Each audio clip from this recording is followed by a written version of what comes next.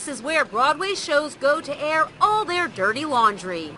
Ernest Winzer Cleaners was founded back in 1908, specifically to dry clean costumes from Broadway shows. Today it's busier than ever for third-generation owner Bruce Barish and his wife Sarah, especially on a Monday morning. There was about 5 of us that were here at 2 o'clock this morning. My drivers were working till midnight last night. Broadway is quieter on Mondays, but it's extra busy here. Their trucks pick up costumes after the Sunday shows.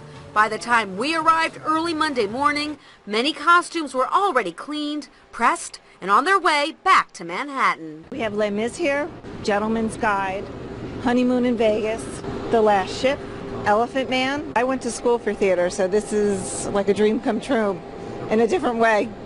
Hey, getting to touch clothes worn by Bradley Cooper and Sting might be a lot of people's dream, but here it's just part of the job.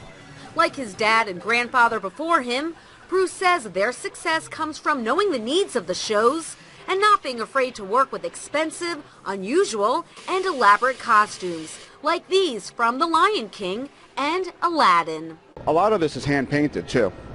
And these are padded. You got a lot of hand painted stuff.